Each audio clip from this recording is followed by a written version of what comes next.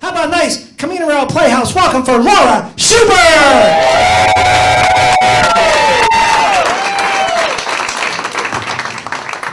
Thanks so much, you guys. So yeah, my name's Laura Schubert. A lot of people ask me the last name, what ethnicity is it? Is it German? Is it Jewish? It's actually Swedish, and I'm pretty freaking baffled why people can't immediately guess that based off of my appearance. Tall, skinny, blonde, And what Swedish model doesn't frequently battle, unwanted facial hair pretty much freaking everywhere? It's totally normal. No, but I'm actually Italian, and it's great being Italian. That's why I have the mic in the stand, because if I had to hold something, I'd be half the volume tonight. So I gotta have my hands free. Talk. Here's the thing.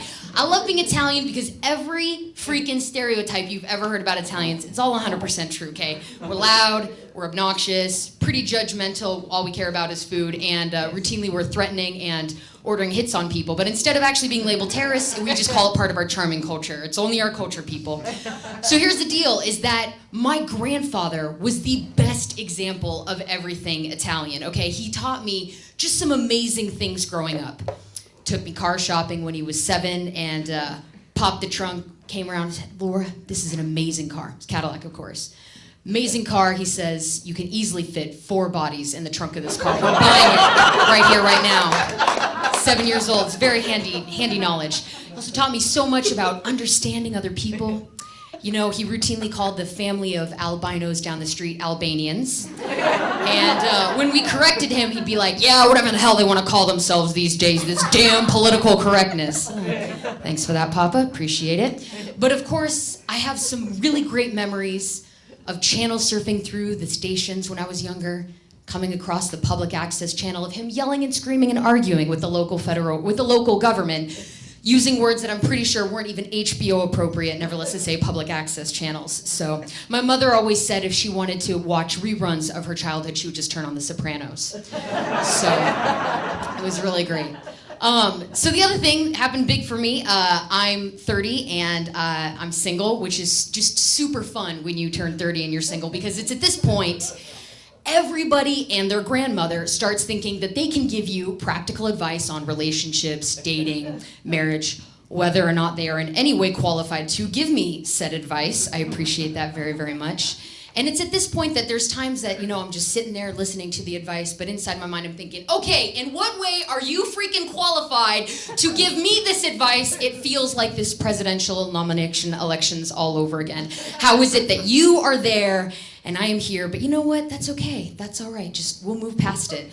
But really, when I think about it, my dating choices in South County really closely reflect and mirror this upcoming presidential nomination. It's either too old, kind of creepy, pretty sleazy, and there's always that one successful businessman that thinks, you know what? I've got the solutions. Well, you know what, buddy? I don't care how, rich and powerful you are, I'm really not going to be associating myself with you. So looks like I'll probably be single for a long time. It's okay. That's okay, because here, my secret, my backup is it's Walmart.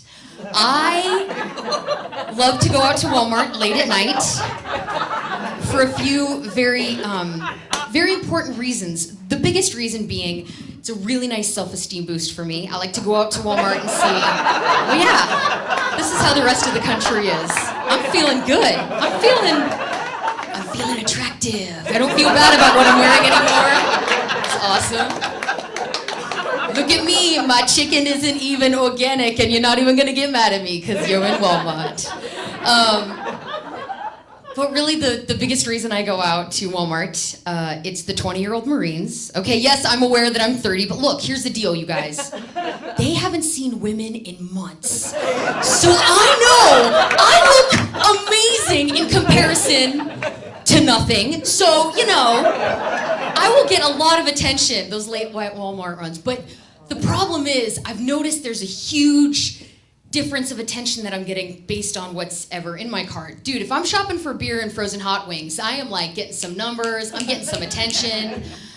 Not so much the same amount of attention when it's that time of the month and there's tampons and Midol in my cart. Feeling great.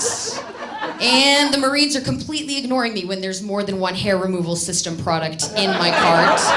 Waxing, shaving, razors, bleaching. For the love of God, someone buy me an electrolysis machine and put me out of my misery. God, help me now. But I really don't need Walmart. I've had many attractive young males in my apartment. My landlord, plumber, and electrician. Okay, feeling really good. But, dude, I don't freaking need, okay, all of that because I have a small personal problem. Have you guys ever seen Hoarders, the TV show Hoarders? I'm getting there, guys. It's getting bad. It's getting bad. With mom and dad not around to lecture me, things have gone downhill very quickly. So the problem really is, like, for example, when said landlord texts me saying, hey, I have to be over in 3 minutes. I need to change the batteries in the fire alarms. I look around my house and I think, all right, I've got 3 minutes. 3 minutes. I have to prioritize. It comes down to one thing. Get the underwear off of the ground. Get the underwear off the ground, for the love of God, get the underwear off of the ground. This is a problem.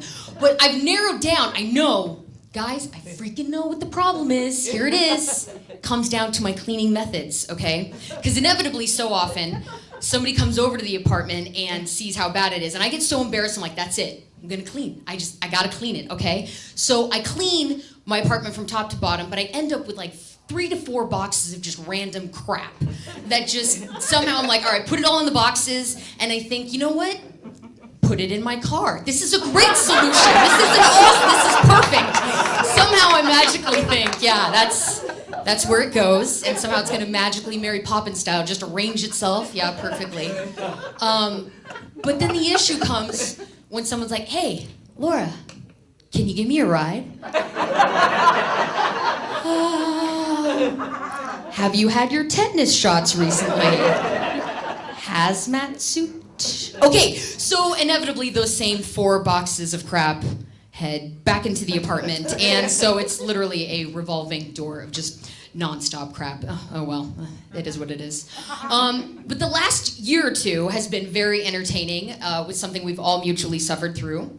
The drought. It's awesome. The drought has been so fun because here's the deal, you guys. We now have a new status symbol here in South County, and it is a very small green patch of lawn. That is the ultimate status symbol down here, really, when you think about it. You're just like, dude, bro, look, they don't even have one succulent or drought-resistant plant in their entire lawn. Those dudes must be just freaking made of money. This is amazing. But part of my issue really comes down to I've started judging people a lot more harshly due to the drought. And I'm really sorry about that, but honestly, you guys, when I see a TV character on screen, I'm like, dude, look at, he's freaking brushing his teeth and he's leaving the faucet going. This is irresponsible media. I immediately have to like pull back from like throwing a brick through the screen because I'm just so freaking angry. And I know, look, everyone's like, oh, the drought's over. We had an El Nino year. Look, we don't need El Nino the boy. We need El Hombre the man, okay? We haven't seen drought in like water in 5 years. I think we all need a man and not a boy so much. But anyways, moving on. Okay, Laura, forget the dating life. Seriously, for the love of God. Okay, so the other big issue is I've started to notice my violent Italian side kind of coming out when it comes to the drought. You know, someone's there in a restaurant, they order water, they're leaving it like 2/3 of the way full. All of a sudden I find myself giving them the death stares, they're leaving. Yeah, thanks. I was planning on flushing my toilet, tomorrow, but I guess that's out of the question. Yeah, appreciate it. Thanks, bro. It's gonna make my apartment even smell cleaner. Appreciate it. Yeah, love you.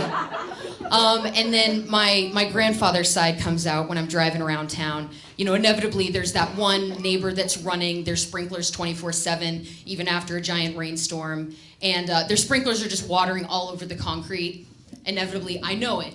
I'm gonna roll down my window. Hey, buddy, what's up, man? Yeah, you wanna know what? You actually don't need water to make your concrete grow. Freaking asshole, come on, we're all in this together. What's wrong with you? Have you no standards? Freaking jerk. I should tell you I work in a church. Okay.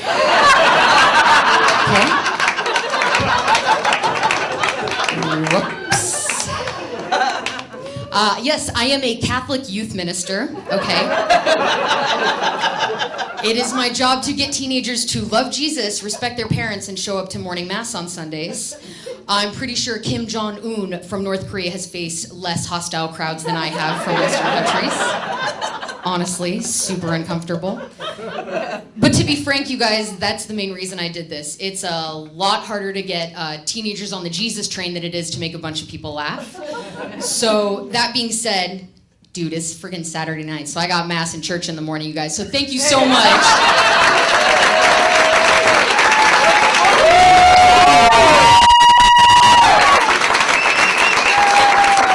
Laura Schubert.